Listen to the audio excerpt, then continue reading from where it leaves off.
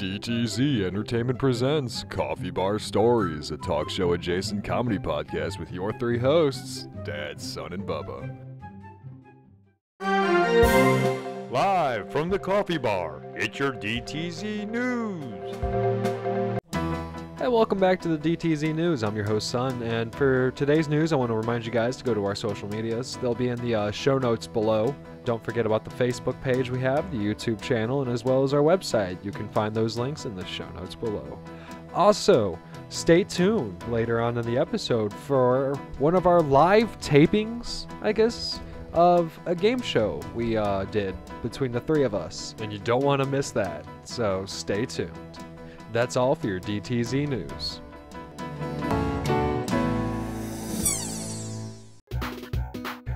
Here's your two dad jokes. What do you call a sick lemon? Lemonade. What gets wetter the more it dries? A towel. DTZ Podcast Network. Welcome to another comedy block. Up first is the classic show, Digging Holes for No Reason.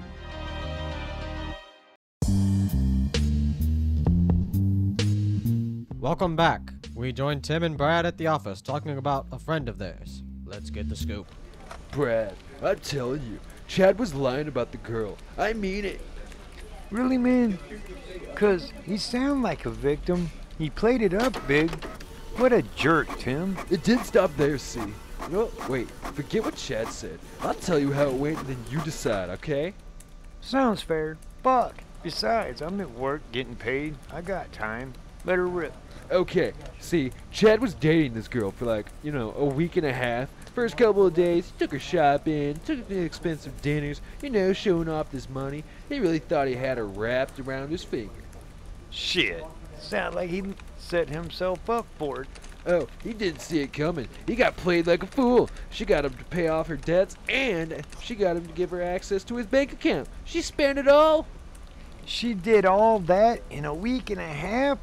Chad's a dumb shit. Oh, and Chad and her are not done yet at all. He's been getting her more money, taking out personal loans, payday loans, even getting her more credit cards, dude. He ain't stopping. What a fucking moron. He's just digging holes for no reason. He's gonna end up eating out of the trash can and living in a cardboard box. Yeah, you're right. Oh crap, here comes the boss. Look busy, shit.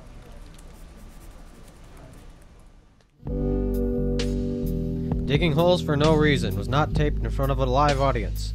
This has been a DTZ presentation.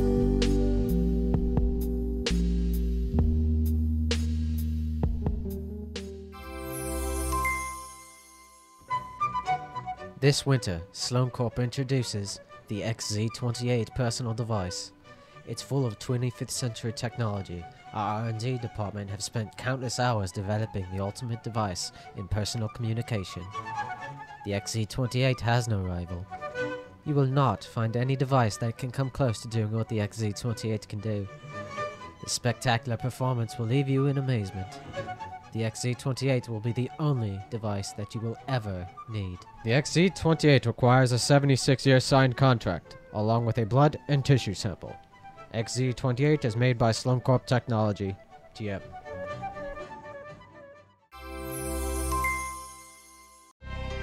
Man, that was nice to have a good old classic on. Okay, now, I think I hear a boom. It's time for Dumbasses Handling Dynamite. Hi, I'm Trent, and this is Dumbasses Handling Dynamite. Welcome back, folks. Last week we had a very interesting competition.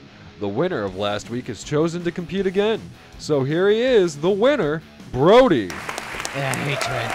Your bosses are some assholes, using that fine print area. I'm basically being forced to do this. I'll tell you what, there's no way I'm signing a contract without a lawyer there again. I'm sure you won't. Okay, now let's meet your challenger. His close friends claim he's unlicensed but still a professional in all that's dynamite, and his mother wants him to be careful. please welcome Willie Dean. Hi, Willie, how are you?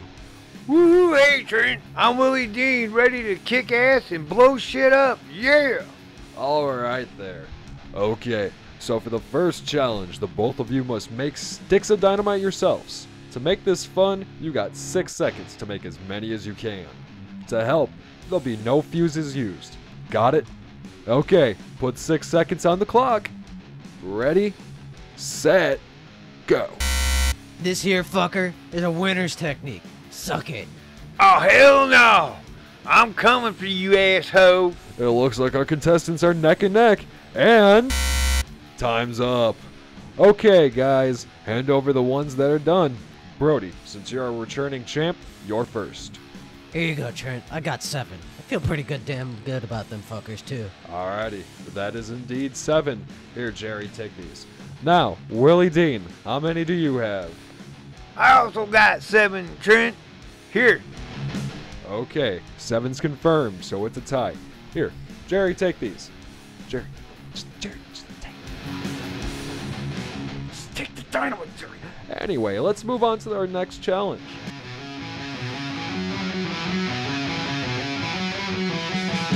Here we are at the second challenge. Quick light. This one has you using the 7 sticks of dynamite that each of you made. The one with the quickest time wins the challenge. Up first, again, is our champ, Brody. 1 sec, Trent. I'm getting into the zone. Alright, let's go. Good, good. And so you know, Jerry is the one that put the fuses in the dynamites. He assured me he used slow-burning fuses. So you should be fine, with plenty of time to light them. You just want to be the one with the fastest time. Okay, Brody.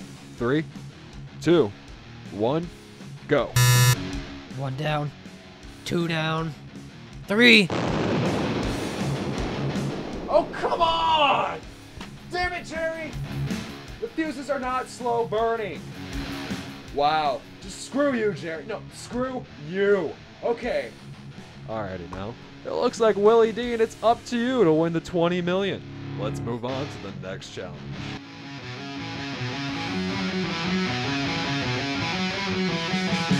Alrighty, Willie Dean. This challenge is the M80 toss. It's real easy. You'll light the M80 and toss it into the middle of the target to win. Hell, that's easy. I'm so ready to win it all. Alrighty, here's the M80. Now light it. Okay. Toss it in 3, 2, 1, go! What the? Hey, this ain't sticking to my fingers. I can't, oh, shit! Oh, my finger and thumb! Fuck, they're gone, son of a bitch! Well, Willie Dean, you don't get the 20 million, but you will be back next week for another chance to win. Okay, folks, I'm Trent, and this is the Dumbasses Handling Dynamite. Yo, Jerry, get over.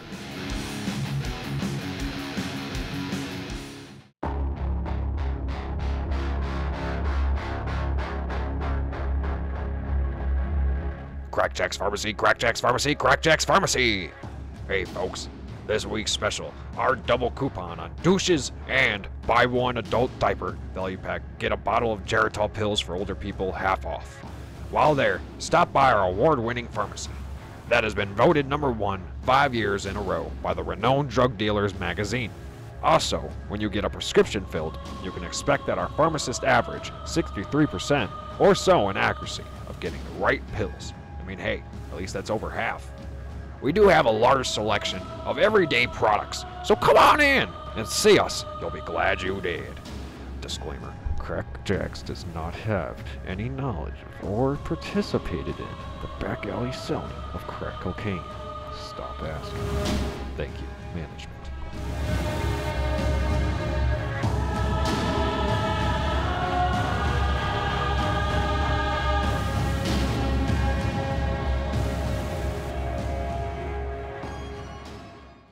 Woo-wee! That was a good comedy block.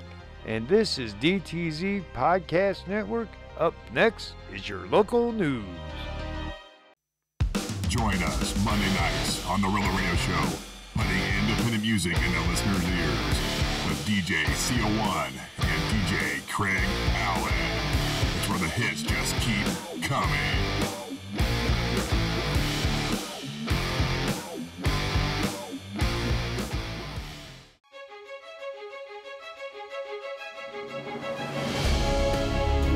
Here's a new game show where two contestants smoke weed and try to answer questions. The weed and questions are real. This is Coffee Bar Stories Game Show, the Weed Edition. And introducing your host, Dad. Welcome to the real game show. The first contestants are going to be Bubba. Bonjour. And our other contestant is Son. Hello. Alright, this is going to be our lightning round. This is where they have to smoke a bowl while 7 different questions of pot are going to be asked to them. And the first one that push the button and to answer gets a point. If they both can answer, there is no points. Then we just keep rolling along. If they both can answer, there's no points awarded. Alright, you two, with the first round, I'm going to have you go ahead and start the bowl. And then I'll start answering questions. I'll give you a second to get the bowl actually lit right. And now here's the first one. Played by Fazan Love, Big Worm and a marijuana dealer who drives an ice cream truck in the classic stoner movie of 1995. Oh, shit. Alright, anyone? Okay, Fuck, the I don't answer is Friday. Damn it. Oh, fuck. Okay, no points awarded. Number 2. While the joint commonly used rolling papers, a blunt is a different in that it uses the material as the wrapper of cannabis. Okay, Raw? it's a hollowed cigar tobacco leaf. Damn, I had that.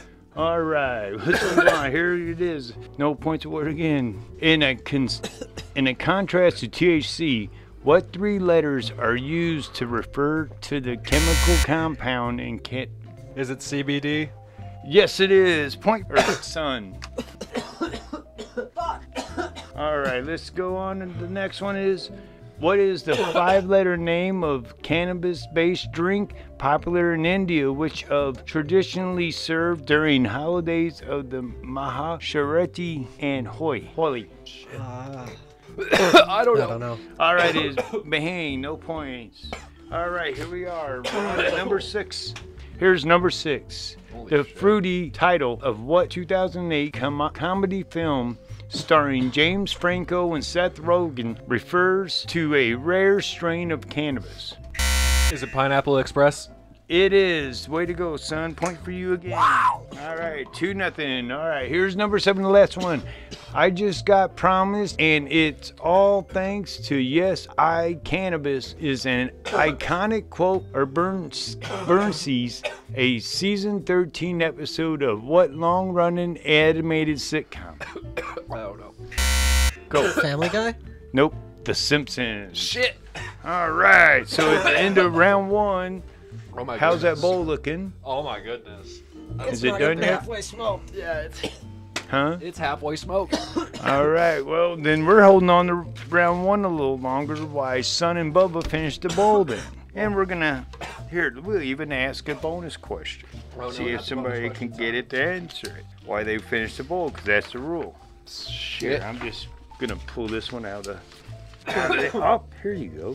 Unsurprisingly, the main psychoactivity part of cannabis is THC, but less known is what THC stands for. Tetracannabinol. What 5 letters fill the blank? Hydra, HYDRA. It's tetrahydrocannabinol. All right, Son, you pull away with the 3rd one. And how's the bowl? I think it's about cash. Yeah, it's about cash. Man, Bubba, you're not doing so good.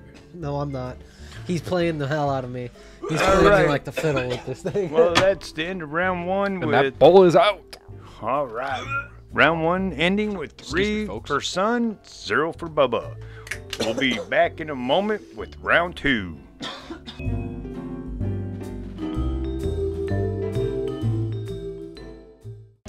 DTZ Entertainment. The Coffee Bar Story guys are proud of how their season 2 is coming along. Dad, Son, and Bubba are still working hard to keep you entertained by the skits, fake ads, and all-around comedic segments. The 3 hosts look forward to keeping you entertained.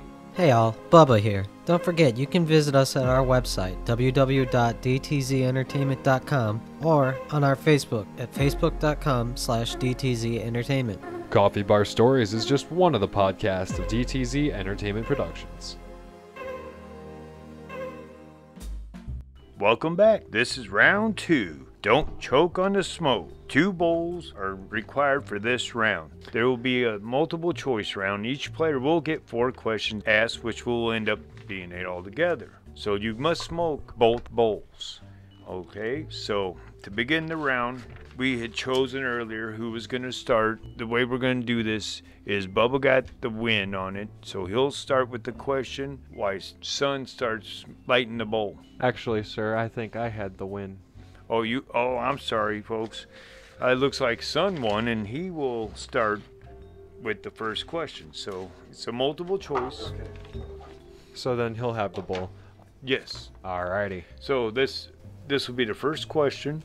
I'm sorry, this is our first time here doing this, so don't judge us too hard yet. Alrighty. Okay. So here we go, Son. The first question is multiple choice. What color is the ring of death on the Xbox that signifies a hardware failure? A, green, B, red, C, yellow, D, blue. It's gonna be red. Red, that is the correct answer. The defect occurred from cannot be repaired. Okay, I didn't know that. All right, now over to Bubba and we'll ask him a question. All right, Bubba, which of the following video games took place in a Dinotopia underwater sea called Rapture? A, God of War, B, High Life, C, Fallout 3, D, BioShock. That's gonna be D, BioShock. And that is the correct answer. BioShock is a first-person shooter that was released in 2007. Wow, it doesn't feel that old.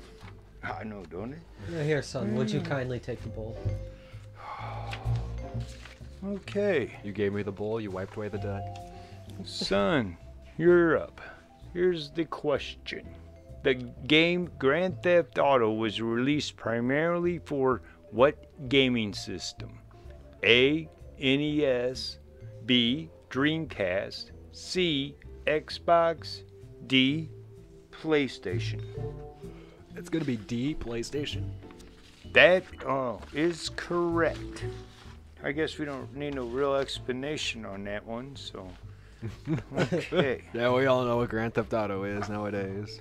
Yeah. All right. Now, for your third question, Bubba, here it is. What character do you play as in The Legend of Zelda? A, Peter, B, Gandalf, C, Link, D, Chimey. It's gonna be Link. That is correct. So far, you all have gotten every question correct. It feels so much better than the first round. All right. Feel like a nerd. So, this is your fourth question, son. Alrighty. What Nintendo system was released after the N64 and before the Wii? A, Virtual Boy, B, GameCube, C, Nintendo 128, or D, Super Nintendo? It's gonna be the GameCube. GameCube is correct. A complete run of yours is all 4 correct. So Alright, now, nice. so now, can Bubba keep up? Is the question. Yeah, can you, Bubba? Most definitely. I don't know, man. I know my questions. I got them all right.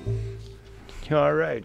Here's the second bowl, and here's a question for Bubba. This is going to be probably one of his most thinking, mind-twisting questions he's had. Here you go.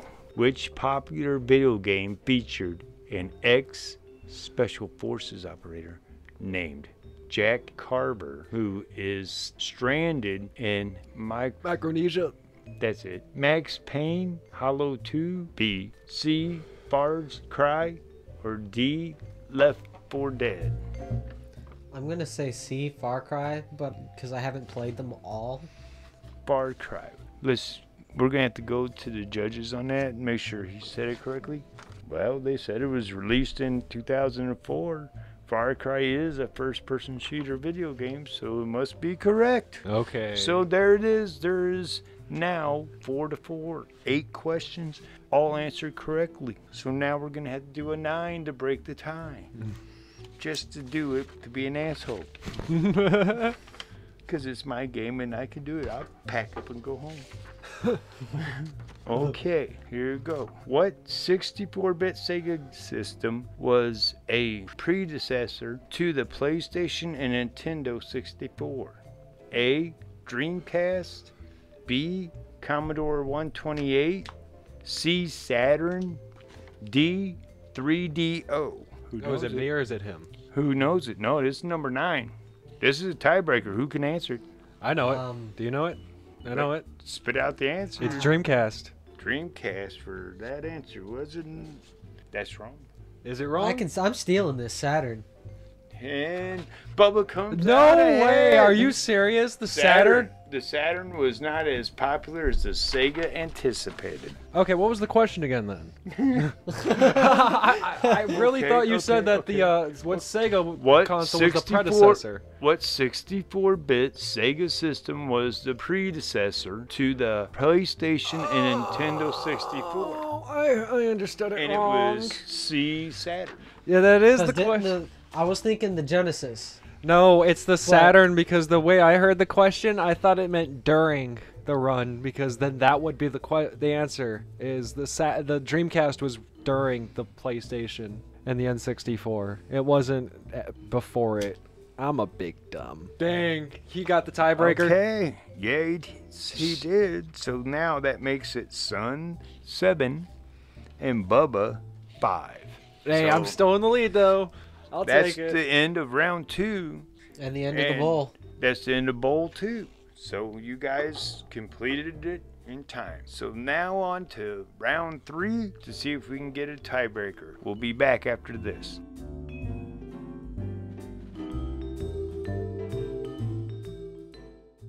Rella Radio Show, Monday nights at 7 p.m. Central Time.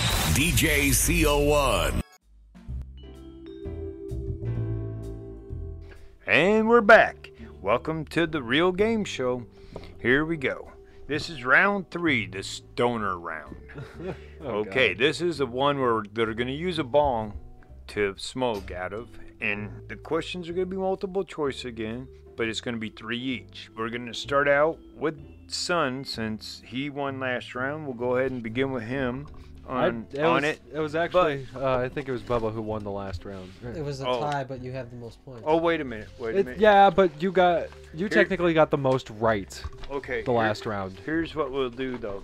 First, you guys get a choice between questions of United States geography or general knowledge trivia. Oh boy, here we go. So one of us has to choose a category and the other one gets the other category? There you go. That'll work. All right, I'll get general knowledge.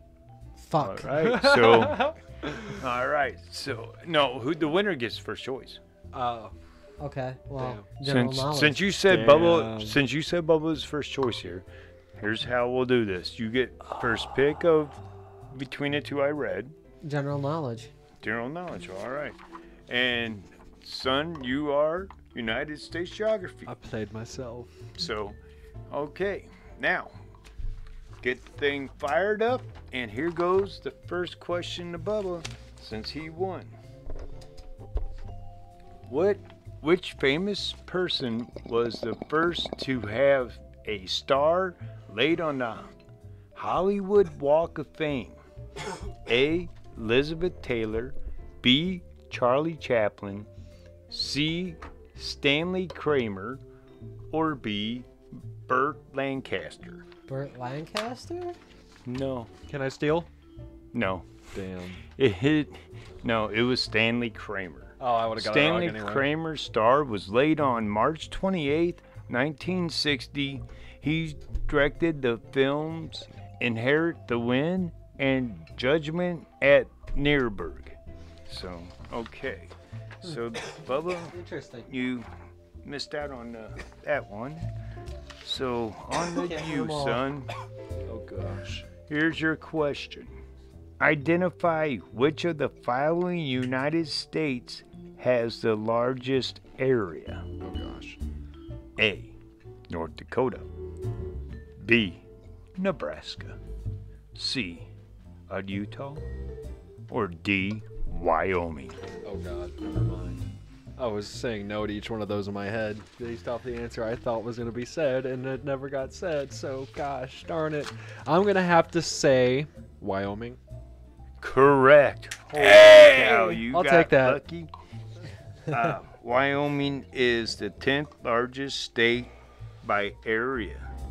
Wow. Wow, I really did get lucky. I'll take that. Wyoming is pretty big. Yeah. Thank you for the point, host dad. You're welcome. If you can hear the bong, folks, that's a good thing. That means that they're avidly going. Oh, I know I did it into the microphone a few times, so. Okay, Bubba, it's time to make a comeback. Yeah, so you can wipe it off as it dribbles down your chin. This is Bubba's redemption right here, buddy. Alrighty, let's go. Bubba, question.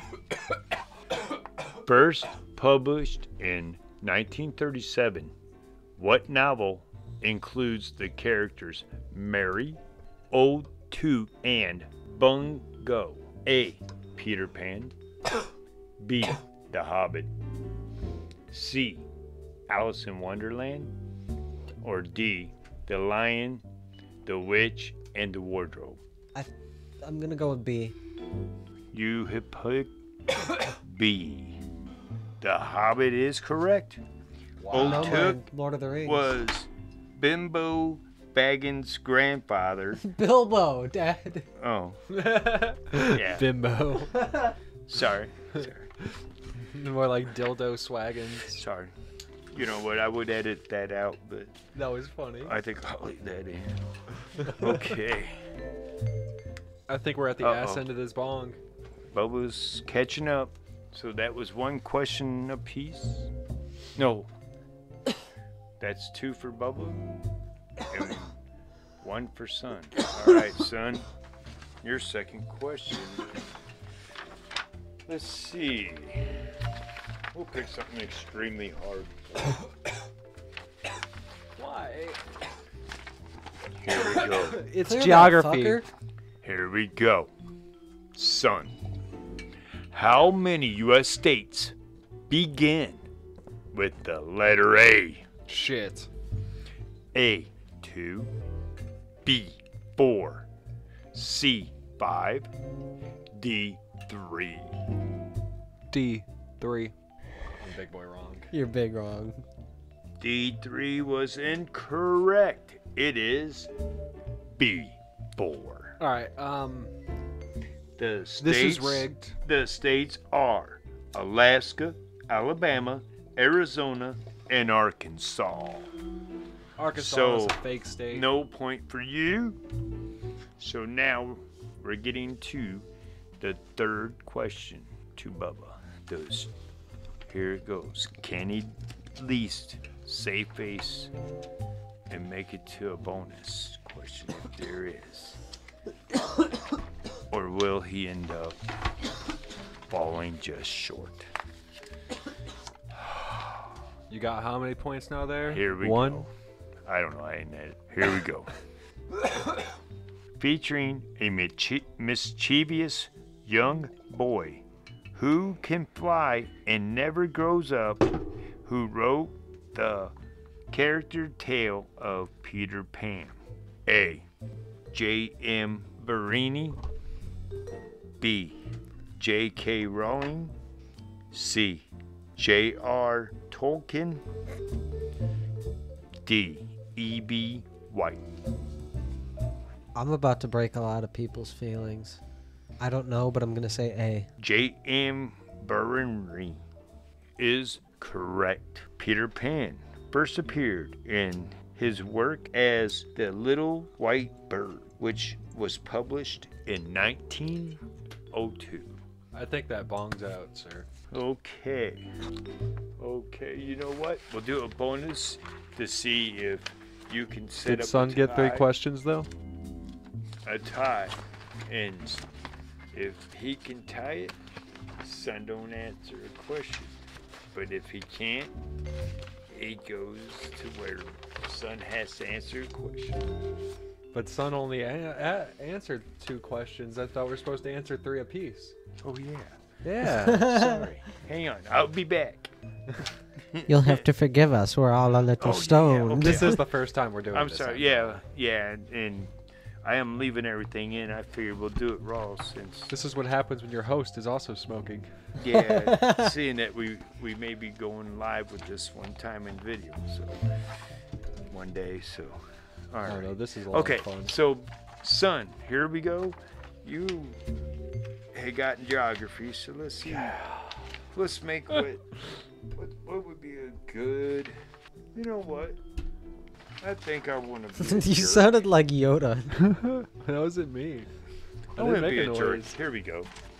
Here's wait. your question, Son. Oh gosh. The Mississippi River forms much of which border of Arkansas?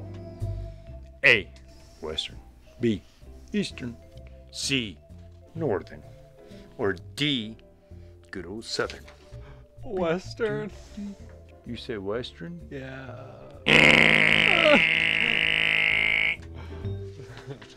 Fucking Bubba over there trying to cheat and give me the answer. Little does he know, I don't know my east from my It's west. Eastern. Yep, I Okay, figured. it's Eastern. The capital of the most populous city in Arkansas is Little Rock. I don't know anything about American geography whatsoever. It's You got just- screwed we on found, this one. we found his Achilles. Since he did X out 2 of 1 out of 3 questions, we're gonna give Bubba a shot to tie. Are you willing to take a shot at a tie? Yeah. All right, here we go. In 1961, the Berlin Wall was erected, separating East and West Berlin. When did it come down? A. 1997, B. 2004, C. 1989, or D. 2010. A, because that's not the right timeline. Any of the other ones are not You the right said A? timeline. Yeah. It There's no way I was alive when was was 87. 1989. 89. Okay, The I was gonna wall- say I wasn't even alive. Well, it was 1989, and the wall was also known as the Wall of Shame. I was there when it happened. In spirit, I wasn't born yet. Let's do the calculations and add it up.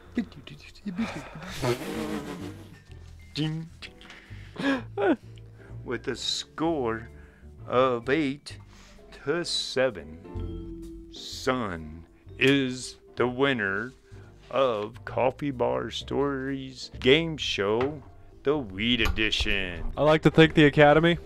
I'd like to thank marijuana. I would also like to thank myself. Well, I'll say you guys did pull off all the smoking requirements for the show. So Good, I'm with toasty. that, this is Dad. This is Son. And this is Bubba. We're signing off of Coffee Bar Stories game show, the Weed Edition. Catch us next week.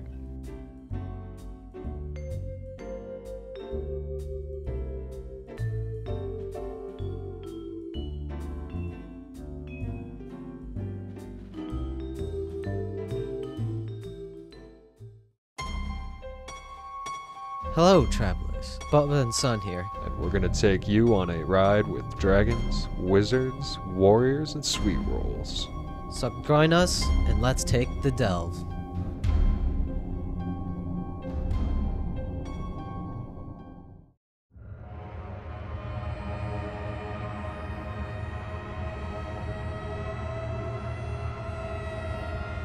Hey you, you're finally awake. You were trying to cross the border, right? Walked right into that Imperial ambush, same as us and that thief over there. Yep, that's right. It's time to delve into the lore of Skyrim's main quest. So, the beginning of Skyrim, you start in a cart, and you are being carted into a city called Helgen. In Helgen, they are planning to execute you because you were found with, unfortunately for you, the Stormcloaks. And for you, I mean the Dragonborn. So the Dragonborn gets sent to Helgen, and he's about to lose his head when all of a sudden a dragon comes down out of nowhere, literally scares the living shit out of the entire town, starts destroying it, and you just get lucky and you get free. And then you have to make a choice to follow either Hadvar or Ralof out of Helgen. Now, there's a whole reason you were getting ready to get executed. You were with, unfortunately, Ulfric Stormcloak. And Ulfric Stormcloak is the leader of the Stormcloak Rebellion. Throughout the story, it's a completely different thing that we won't go over in this, but the Stormcloaks are at war with the Empire. And the Empire wants their land. And the Stormcloaks say no. So you get to choose a side in this game. Do you want to side with the Imperials? Or do you want to side with the Stormcloaks? Either way, it doesn't really matter who you choose, because you can join whichever faction you want in the end. That's basically out of the scope for what we're talking about, though. Now, the reason the dragon was a big deal is because they weren't seen for millennia. They were actually believed to be extinct, like completely extinct, killed off by the Old Nords. And then all of a sudden one just appears, and it throws Skyrim into even more frenzy than it already is in. After you escape Helgen, you arrive in a small town called Riverwood. And when you're there, you get tasked by one of the... You basically get tasked by quite a few different people. Yeah.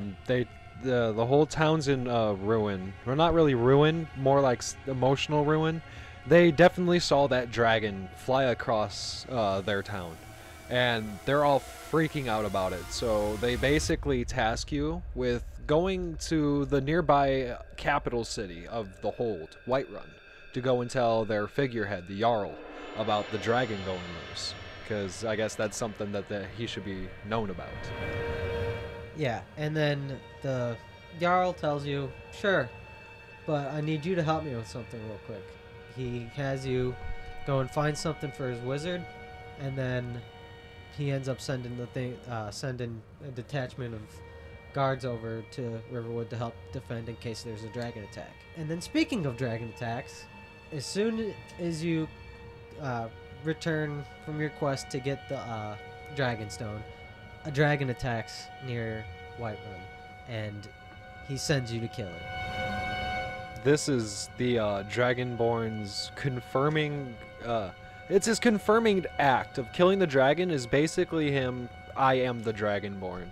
Because when you start the game, something that wasn't said is that your character doesn't know that they are what is called the Dragonborn. And what it is, to make a long story short, is anyone who has dragon blood in their veins and is able to control the Thuum, which is, lack for a better word, voice shouts. And this killing the dragon, when you actually kill the dragon, instead of them going to bones and returning like they'll normally would, the Dragonborn eats their soul. Precisely. So after you fight this dragon, you learn a shout.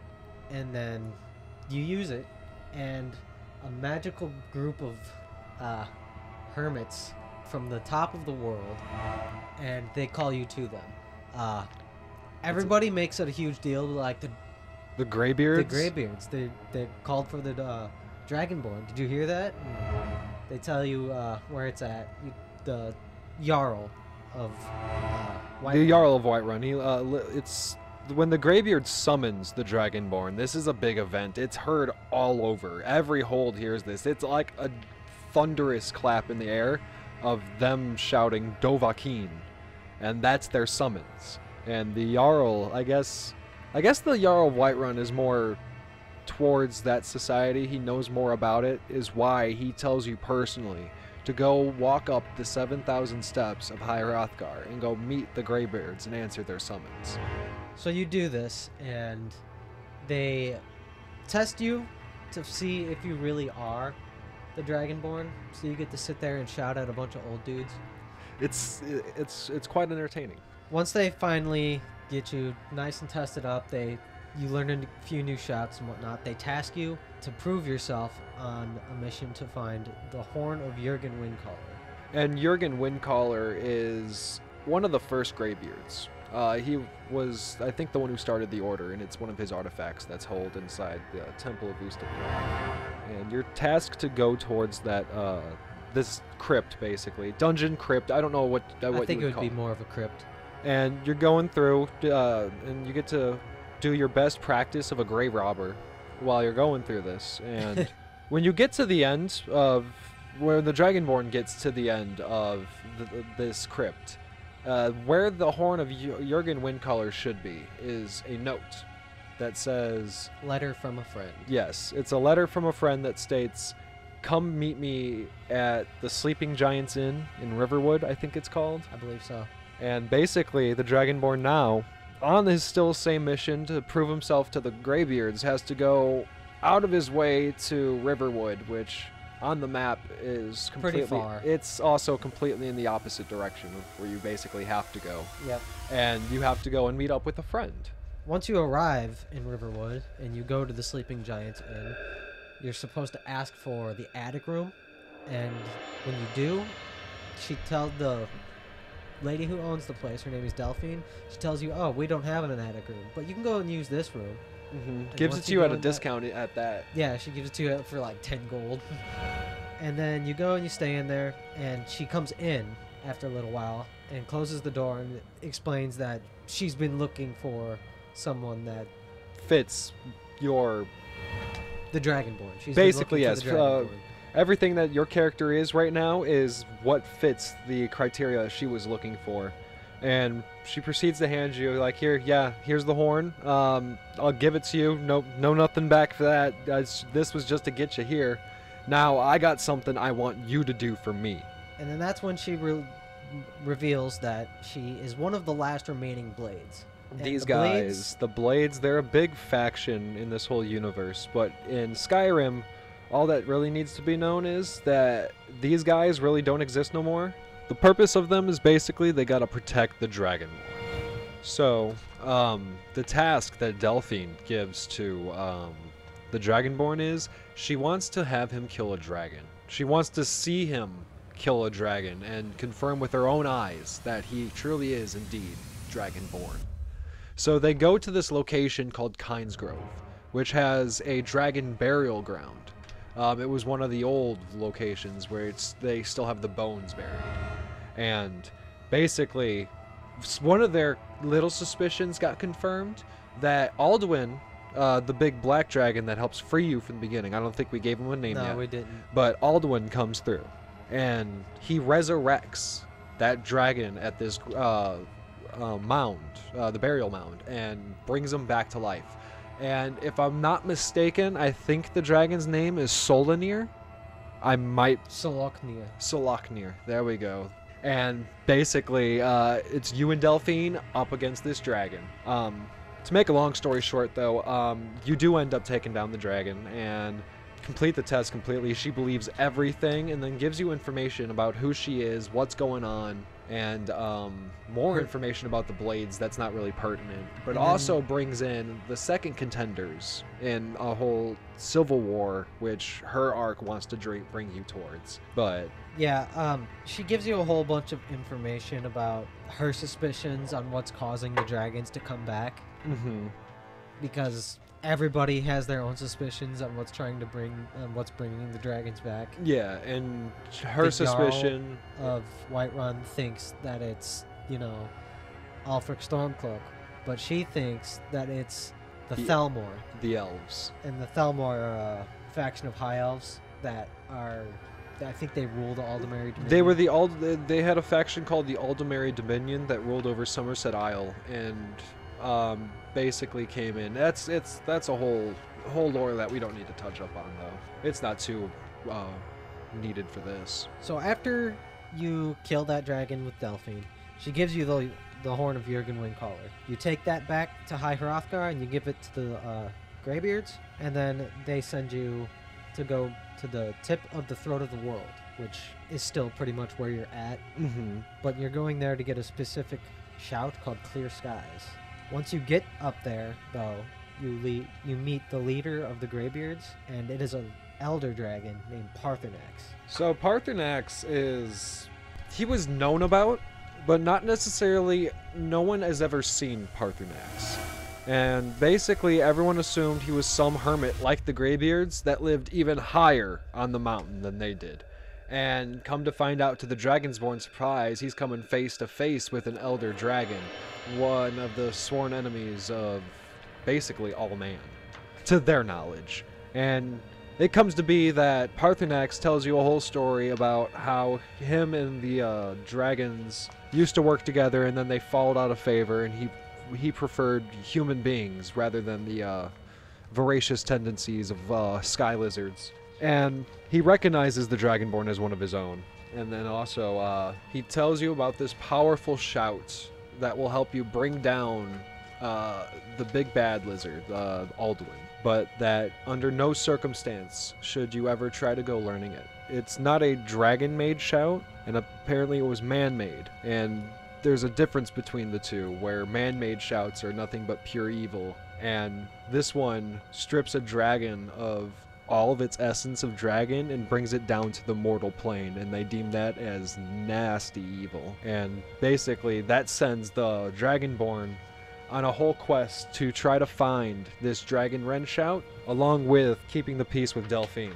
So, another thing that we have neglected to mention, because I didn't want to, is once you finish with Delphine, she asks you to meet with her again in the capital of Skyrim, Solitude. Yep.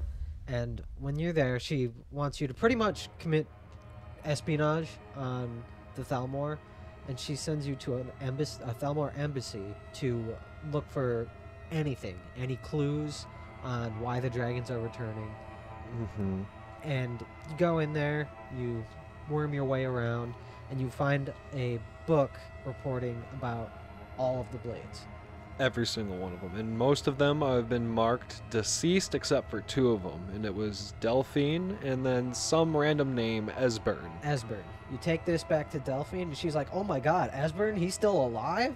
Mm-hmm. And you learn that he is in the Ratways. The Ratways can be described as the sewer system where near-dwellers like to live. Whether it be the homeless of Riften or the drug addicts of Riften. Pretty much. Basically, anything goes down in the Ratways. And it's also home to the Thieves Guild, which helps that reputation of sleaze they got going on down there. But you make a whole trek through these maze kind of like Ratways and sewer catacombs, and you end up in this... You end up in a place that actually has some cages, it looks like, or maybe jail cells. I'm not too sure which they would be represented as. I think maybe jail cells. Yeah. But in the far back of the room that you find these in, you see a locked door, a chained locked door on the far back wall, and behind it is your man Esbern. Apparently locked himself away to keep himself safe from any Thalmor that would try to find him out, because he knew this day was coming. Yeah, Esbern was what everybody else considered whack, but he turned out to be right pretty much the whole time. Mm-hmm. He is like the Blades librarian. That, and he was the when your character meets him, the leading knowledge on basically how to get a step up on learning what's going on with the Dragon Crisis. He had whatever it seemed to be intimate knowledge about the dragons. Not so much about the Thalmor though that Delphine wanted. Yep. And anyway, once Delphine, the Dragonborn, and Esbern are reunited, they make their way to Sky Ruler Temple, an old forgotten Blades fort. When they arrive to the fort, they find Alduin's Wall, a prophetic wall that tells the return of Alduin. And this prophecy basically dictates events that happened, and these all happened in previous games or previous bits of lore. And one bit of it was that the impending warring factions would the continent would become turned to war, and that was the linchpin for it to happen, was basically Skyrim Civil War. And they all come to the conclusion that they need to stop the Civil War, at the very least put a hold on the Civil War until they can deal with the Raring Dragon Crisis. So Delphine and Esbern, knowing that you have an in with the Greybeards, being one of their students, basically pleads and asks you to take their plight to the Greybeards. Ask them to convene a moot, which is like a court, and bring in all of the Jarls from each one of the holds, and ask them to personally put this war on hold until we can figure out why the Sky Lizards are coming. And so you get to play judge, and after some deals that I don't necessarily seem beneficial in either party's favor, if we're being all honest, you get to divide land between the two sides and give one side to the other or whatnot. But afterwards, you end up convening this moot to be the Civil War is on a hiatus until we deal with the Dragon Crisis. After that happens, Delphine comes up to you and asks you, hey, we know about Parthenax, and we want you to kill him. We can't have, if we're going to take down these dragons, we can't have the Greybeards having a dragon as their leader. It doesn't work. It doesn't work in a world that makes sense. And so you have to deal with a hard decision that you can turn down, of either murdering Parthenax where he stands or letting him live, since he is doing more good than he does bad, in my opinion. Though, either way, when you go up to give Parthenax your decision, he tells you about a spot up near the, it's the mountain on the High Hrothgar, where if you were to bring an Elder Scroll and read it, you would be able to learn the Dragon Wren shout. But now comes the very hard question on where to find this mystical artifact that is the namesake of the game, the Elder Scroll. So, with that, you are find a lead to the College of Winterhold of a man named Septimus Signus. He used to study the Elder Scrolls. So you look for him and you find him. You do a job for him that leads you to the Elder Scroll, and then the Dragonborn goes to the Throat of the World to read the Elder Scroll. Doing so, basically when he reads the Elder Scroll, the lore likes you to believe that you need almost centuries of practice, and even then you're not ready, because it's knowledge not meant for mortals' eyes. And what it ends up doing is sending you back in time so that you could learn exactly when it was created, the Dragon Wren shout, to bring down Alduin. And the second you learn it and get whizzed back, Alduin shows up to the Throat of the World to try to do a little face down with you, bringing in an army of dragons. You fight off the dragons, and then you're tasked with trapping a dragon in Whiterun, which was a pretty fun mission. And then you use it to fly to Skuldafn Temple. Once you're there, you do some fighting, and you kill Alduin. You do some fighting all to Skuldafn. The entire point of the temple was there's no way inside it unless you had wings, which is why they had to capture the entire dragon inside Whiterun to begin with. And they fly past, go into Skuldafn, and as you said, they get their fighting game on. And when it gets to getting to Alduin's portal, is what they call it, you have to fight what's called a dragon priest. These things, they worship the dragons and serve them in a past life. And now they get to be these little lich lords and fight you. Once you fight him, you activate the portal, and you get taken to the land of Sovngarde. Now, Sovngarde is like Valhalla. That's literally the best way you can explain it. And once you're in Sovngarde, since technically you fought Alduin before, he had left weakened. the mortal plane, and he went to Sovngarde to recoup. Mm-hmm. Right? So you go to Sovngarde to finish the job, and you do. You end up having to recruit 3, I guess they're like champions of Skyrim, and you end up recruiting them inside the halls of Sovngarde, and they help you fight Alduin. It's the 3 people you recruit are the people you find inside the Elder Scroll when you get sent back in time. They're the ones who created the shout. They help you finish the job, is basically what it goes on. So you have an ultimate battle with Alduin where he's constantly blasting out fog, and you have to use your clear skies and then finally take him down. And then the Dragonborn gets to eat his soul, and the world is safe from at least the Dragon Crisis as Alduin created. Now, we just decided to do the lore for the main quest because this game is huge. There's just so much more that you can do and so much that we haven't explained. After you do the main story, you can go and do the Civil War. Some people don't even do the main story until they're probably 30, 40, 50 hours into the game just because they can. Elder Scrolls Skyrim is a very, very expansive game, and I'll touch over a few bits of the gameplay, more so like the locations inside of it. And we touched on a few of them, and mainly just the capitals, and there was a few towns like Riften. But they have what's called the holds, and there's Eastmarch, which has Windhelm. It's a cold and snowy hold that's in the northeast part of Skyrim. Then you have Falkreath, that has Falkreath as its capital, that's located in the southwest of Skyrim, and it's more of a forested region with a small capital, and it's known for its cemetery. There's Hofengar, which the capital of Skyrim itself, Solitude, sits, and that's in the western area of Skyrim, and it's a grand, opulent city built on a natural arc, and it's also where the king and queen, the high king and queen of Skyrim, live. You got the Pale, where Dawnstar is located in the northern region. It's more of a port town. And then Hjalmark, and that has Morthal, a marshy region in the central part of Skyrim. You got the Reach, which is the most deadly part of Skyrim. Makarth, it has its silver mines, and it's known for Sidna Mine, where you get sent to if you've committed any crime, and it's a fate worse than prison. Then there's the Rift, which has Riften, and as we said, home of the Thieves Guild. It's more of a shady town, It's I like would say. filled with slaves bags. It's drug addicts. It's a very sleazy type of town. Even the Jarl of Riften deals in with the Thieves Guild. She has a hand. It's a big rumor on the streets when you're walking past people. They'll say, "Hey, you screw up around here, you'll have to deal with Maven's goons." Yep. And then the last two, Winterhold, which is the northern coast of Skyrim, and it holds Winterhold City. And Winterhold City is actually completely destroyed, for the most part, when you get into the game.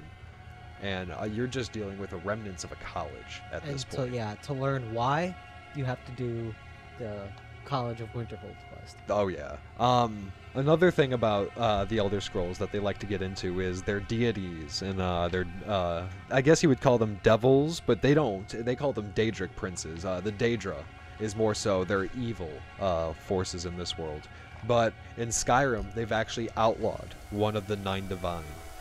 You cannot worship Talos, because he was revered as the mortal god. He ascended to godhood and wasn't a god outright, and people saw that as a blight against all of the other ones. Mainly the elves. Yes, mainly the Thalmor and the Imperials. They didn't like the fact that people worshipped Talos. And that kind of sucks for Skyrim, considering that Talos is their patron saint, and that's all they worship, because Talos is one of the Nords. But the 9 divines are, there's Akatosh, which is the dragon god of time. There's Dibella, the goddess of beauty and love. Arkay, the god of life and death. Mara, the goddess of love and compassion. Zenithar, the god of work and commerce. Stendar, the god of mercy and compassion. Kinnereth, the goddess of the heavens and the wind. Julianos, the goddess of wisdom and logic. And then finally Talos, god of war and governance, who is also formerly known as Tiber Septim, who was the first emperor of Tamriel. I don't want to go into the whole hypocrisy of how the Imperials don't like that Talos is worshipped, considering that He was the Empire. he was the Empire, but they joined with the Elves, so I can't say too much about that. But on the other side of it, there's 15 Daedric princes, and there's actually, I don't know if he's on here, technically 16, but I'll bring him up when I get to number 15. So the first one's Azura. Azura is the Daedric prince of dusk and dawn. Then there's Boethia, the Daedric prince of deceit and conspiracy. Clavicus Vile, Daedric prince of bargains and trickery. Hermaeus Mora, and Hermaeus Mora, I want people to know that he talks in a very slow, monotone voice, and is a mass of tentacles, and he sounds like your boss at a long day at the office and you just want to leave, but he keeps piling more work on you. He's the Daedric prince of knowledge and fate. Hircine's the Daedric prince of the hunt. Melicanth is the Daedric prince of the spurned and ostracized. Mehrunes Dagon is the Daedric prince of destruction and revulsion. Mephala is the Daedric prince of murder and secrets. Meridia is the Daedric prince of light and energy. Molag Bal is the Daedric prince of domination and enslavement. Namira is the Daedric prince of darkness and decay. Nocturnal is the Daedric Prince of Darkness. Peryite's the Daedric Prince of Pestilence and Order. Sanguine is the Daedric Prince of Indulgence and Debauchery. And then finally, the 15th one is Sheogorath, the Daedric Prince of Madness and the Shivering Isles. And there's also Jiggelig, the Daedric Prince of Order. But Jiggelig is actually Sheogorath, but Sheogorath said, nah man, I like to be madness and insane and creative, so we're just gonna that on out of me. When you go into Skyrim, there's a lot of things you can do. You can basically, right out the gate after Helgen, you don't have to go to Riverwood. You can go and fish. You can be a hunter, you can go hunt down wild game, skin them for their pelts, make some gold that way. You could be a dungeon delver, going in, being that impromptu Indiana Jones grave robber and making your gold that way. It's a very expansive game, but no matter what you do in Elder Scrolls, combat is going to happen, and they have a few different ways you can do combat in this game. Whether it's with normal one-handed weapons, which, you know, a short sword, long sword, daggers, axes. Strangely enough, they don't have polearms or any type of lance. Which is tragic. Or spears. You'd think they would, but they don't. Especially since they have horses. Mm-hmm.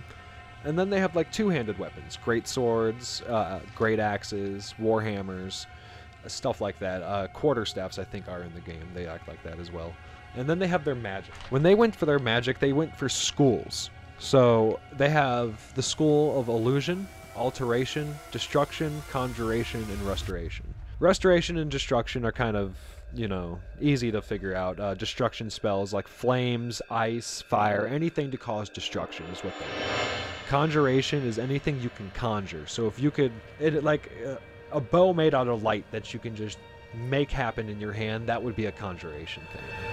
Alteration is like altering your physical ability, so giving yourself oak flesh to be harder than normal, so that way your armor is stronger. And then illusion, it'd be like your magicians on the street doing a party trick. 1 second you're there, now you're not. You can use invisibility, that would be an illusion, and poof, you're gone. They delve hard into these games with the magic, and a lot of them is... You'll find different mages in those games that only study certain schools and whatnot. And come to find out, Restoration also deals, it's the necromancy school as well, if you get further into it. Though, in all of the Elder Scrolls, necromancy has been banned and is thus illegal under any sort of magic order, I guess. And finally, I'd like to touch over the little factions they have in the game, because there's... along with making your gold just in a normal, happy-go-lucky way, doing quests and hunting, dungeon delving, fishing, you're probably going to join a faction sooner or later. And you have a choice between, apparently, 9 of them. Well, 8 of them, technically. And a few of them you kind of just get tossed into because of the main quest. But there's the Companions. These guys are a group of skilled warriors. They're based in Whiterun. They're fierce fighters, mercenaries, and they take on various contracts, striving to maintain honor and camaraderie. Or camaraderie. Yes. Yes, camaraderie. A little thing to know about the Companions, though, is they're also werewolves. Some secret they like to keep hidden between people who are not a part of their guild. If you aren't one of them, that's not something you would know, unless maybe you're a part of the Silver Hand. That's not a faction you can join, but they're mean. They're evil. Yep. Then there's the College of Winterhold. This is just a bunch of mages who work in the College of Winterhold. They dedicated their study to practice of magic. They offer education there and a bunch of meaningless quests, if I'm being honest. I don't think the College of Winterhold has any redeeming factors in this game, if we're being honest. Unless you're a die-hard mage fan, I would, even as a mage player... Archmage armor? Even the Archmage armor. Unless you're a die-hard mage... going down that skill tree, there's no reason for it in my eye. As someone that's went through that quest line, yeah, it is kind of pointless, but it does up your magic for no reason. See, now I didn't do it for that, so maybe I was doing it wrong. But then we also have the Thieves Guild. We talked about them when we mentioned Riften and their Rataways. They're a clandestine organization operating from Rataways and Riften. They specialize in theft, burglary, and covert operations, working under a code of secrecy and honor among thieves, which is ironic. There's also the Dark Brotherhood, my favorite guild of the game, to be honest. I like the stories. I like the story that the main quest of the guild, the Dark Brotherhood, gives you, more so than being able to be what they are. And what they are is a sinister assassin guild that operates in secret. They have a sanctuary located in Falkreath. And what they do is they take contracts from anybody who's done a ritual called, what is it again? The Black Sacrament. The Black Sacrament. And I'm not going to go in detail what it actually is, but basically in the olden days when they were running and they had the Black Hand, the Listener, the Speaker, someone would perform the Black Sacrament, and then a listener would listen to the Dark Mother or the Night Mother, and she would tell them of the contract, and they would go out, meet with their perp, and be told who they have to kill. So basically murder for hire is what they are, but they work in absolute secrecy. It used to be, instead of contract assassinations, it was specific assassinations that the Night Mother would give you. Yes, until... And she was told by, who was it? She was told by whoever did the Black Sacrament. It was a god. It was Sithis. Then. Sithis, yeah. And that's not a god. It's not a Daedric prince. He's more of the void, the being. He's a being. It's not really too pertinent to go into detail about what Sithis is. But before some things happened, before the game starts, in the main quest that the Skyrim gives you in the for the Dark Brotherhood, they've basically a shell of what they formerly were. Yeah.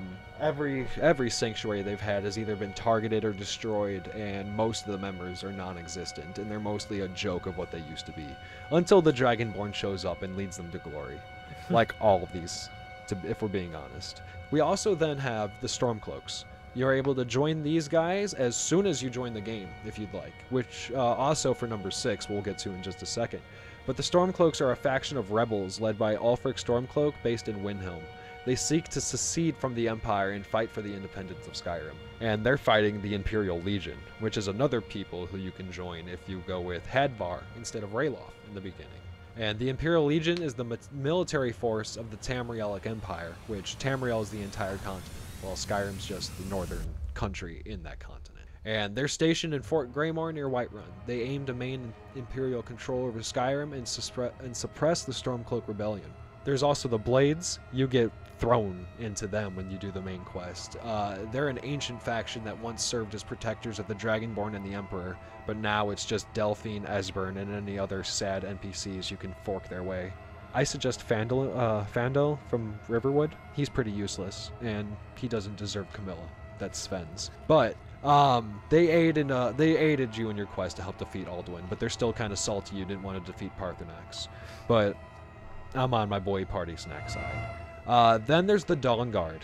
This is more so from a DLC, but at this point it's main game anyway. Yeah. They're a group of vampire hunters based in Fort Dawnguard and led by a man named Isran. They're combating the current rising vampire threat that happens in Skyrim, and this is more so after the main quest lore, but it's definitely something you gotta bring up if you mention them. Then finally we have 2 that you technically can't join, though I would say 9, you're kind of in them. Number 9's the Greybeards, the reclusive order residing in High Hrothgar. We mentioned them quite a bit. They're the masters of the Thuum, which is just dragon shouting, and they provide guidance to the Dragonborn on their journey. And then finally we have 10, one I don't think you can join, the Forsworn. These are a group of native Reachmen who rebel against any and all type of rule. I wouldn't even say just Imperial rule. And they seek independence for the Reach. They are savages, more so than even the scaly little snow elf Falmer people that we've never mentioned. But they're savages, I would say, the Forsworn. And their leaders, the Briarhearts, actually have replaced their hearts with these Briar hearts. And nothing good can come from when you're doing dark voodoo magic like that. Nope.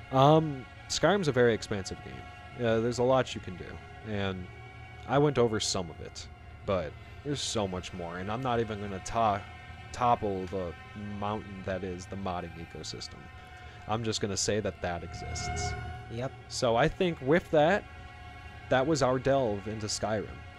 We hope you enjoyed it, and we'll see you next time.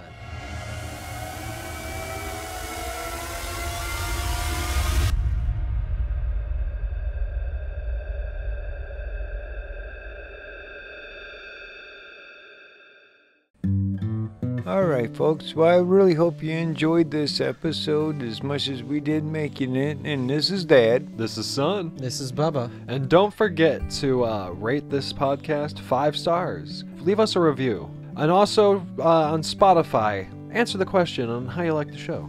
We like hearing guys' input. Don't forget to go to all of our socials, linked down in our links below. Thank you and have a wonderful evening.